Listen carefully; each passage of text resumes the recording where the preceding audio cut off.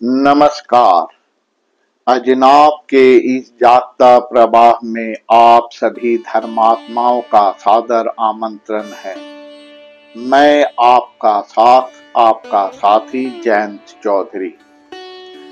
भगवान मनु महाराज पुनः बोलना प्रारंभ किए। महर्षियों सुनिए, उस अचिंतनीय पराक्रमशाली भगवान इस तरह स्थावर जंगम समुदाय जगत को तथा मुझे सृष्टि उपरांत प्रलय काल द्वारा सृष्टि काल को बिना साधन पूर्वक प्रलय काल में पुनः स्वयं में ही स्वयं को अंतहीन कर लेते हैं।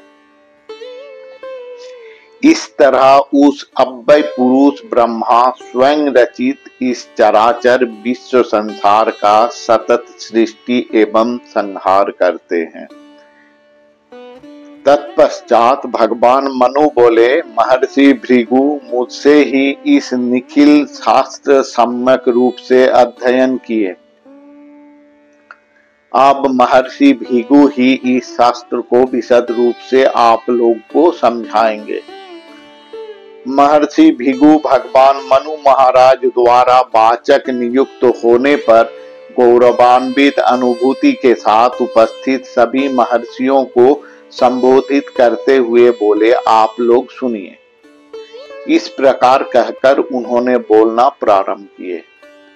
ब्रह्मा के पौत्र इस स्वयंभू मनु के वंश में और 6 महात्मा महाप्रतापशाली मनु उत्पन्न हुए और प्रजा सृष्टि किए थे। स्वरोचिष, औत्तमी, रैवत, महातेजा, चाक्षुष एवं विवस्वत पुत्र वैवस्वत, महातेजस्वी, स्वयंभुव आदि मनुओं ने स्वयं के अधिकार काल अर्थात मनवंतर काल में इस चराचर विश्व संसार प्रतिपालित किए। निमेषा दशो चाष्टो चो काष्टा तिंसत्तु ताह कला तिंसत कला मुहूर्त स्यादराहोत्रं तु तावत।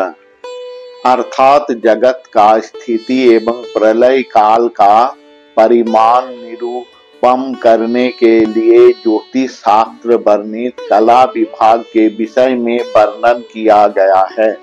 18 निमेष को मिलाकर एक काष्टा होता है, 30 काष्ठाओं को मिलाकर एक कला होता है, 30 कलाओं को मिलाकर एक मुहूर्त होता है, 30 मुहूर्त को मिलाकर अहोरात्र बनता है। सूर्य देव मनुष्यों तथा देवताओं के लिए दिन एवं रात्रि को विभाजित कर दिए। जब तक सूर्य किरण दृश्यमान रहता है उस परिमाण काल को अह अर्थात दिन और सूर्य अस्तमित होने के बाद से जब तक पुनः सूर्य उदय ना हो उस परिमाण काल रात्रि। जीव गणों का कार्यानुष्ठान के लिए दिन और निद्रा के लिए रात्रि रचित किया गया है। मनुष्यों का 1 महीना पितृलोक का एक दिन व रात्रि होता है, अर्थात मनुष्यों लोक का 2 पक्ष के रूप में विभाजित किया गया है, कृष्ण पक्ष और शुक्ल पक्ष। कृष्ण पक्ष अर्थात पितृगणों के दिन तथा शुक्ल पक्ष अर्थात पितृगणों के रात्रि। कृष्ण पक्ष पितृगणों के कर्म साधन के लिए, शुक्ल पक्ष निद्रा के लिए निश्चित है। मनुष्यों का 1 वर्ष अर्थात 12 महीना, देवताओं का 1 दिन रात्रि होता है। इसे उत्तरायण और दक्षिणायन के रूप में जाना जाता है। उत्तरायण देवताओं के दिन और दक्षिणायन देवताओं का रात्रि। महर्षि भृगु पुनः बोलना प्रारंभ किए। प्रजापति ब्रह्मा जी के दिन और रात्रि का परिमाण एवं सत्य, त्रेता आदि युगों का जो परिणाम वो संक्षेप में आप लोगों को बता रहे हैं। सुनिए। प्राचीन गण 4000 दैव वर्ष को सत्ययुग निरूपित किए। फिर उस परिणाम 7 वर्ष 4 सत दैव वर्ष का संध्या एवं सत्ययुग का संध्यांश अर्थात दैव परिमाण 4 सत वर्ष। जिस समय में अतीत और भविष्य इस दो काल का धर्म वर्तमान रहता है उसे संध्या बोला जाता है। संध्यांश भी इस प्रकार पर संध्यांश में अतीत काल एवं भविष्य दोनों कालों का धर्म वर्तमान रहने पर भी अतीत युग का धर्म कम परिमाण में और भविष्य युग का धर्म अपेक्षाकृत अधिक परिमाण में विद्यमान रहता है।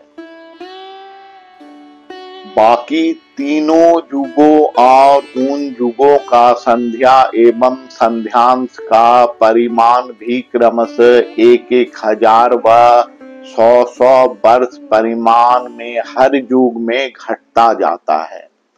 अर्थात 3000 वर्ष का त्रेता युग, 300 वर्ष का संध्या, 300 वर्ष का संध्यांश, 2000 वर्ष का द्वापर युग, 200 वर्ष का संध्या, 200 वर्ष का संध्यांश, इस तरह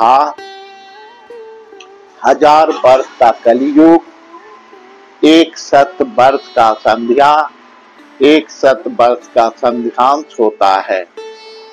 इन वर्षों का कुल जोड़ 12,000 वर्ष देवताओं के लिए एक युग।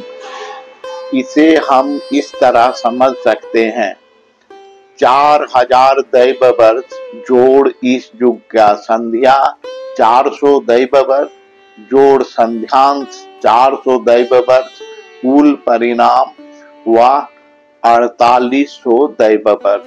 त्रेता युग 3000 दैव वर्ष जोड़ संध्या अर्थात 300 दैव वर्ष जोड़ संध्यांश अर्थात 300 दैव वर्ष कुल 3600 दैव वर्ष।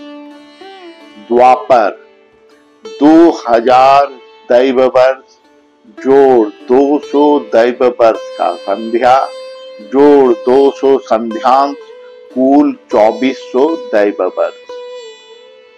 कलियुग 1000 दैव वर्ष जोड़ 100 संध्या जोड़ 100 संध्यांश कुल 1200 दैव वर्ष। अर्थात कुल 4 युगों का परिमाण हुआ 12,000 दैव वर्ष।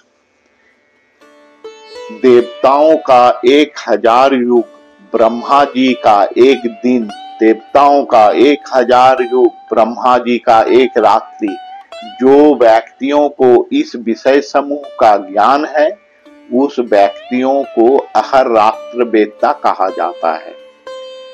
इस तरह मनुष्य संहिता में वर्णित जीवों के उत्पत्ति, उनके विकास, सर्वोपरि मानव की विकास यात्रा, समाज व्यवस्था, राज्य स्थापन, विभिन्न वंशों की उत्पत्ति, प्रारंभ में उनके द्वारा राज्य शासन व्यवस्था का अवलोकन अब हम महाभारत के आदि पर्व से प्रारंभ करेंगे।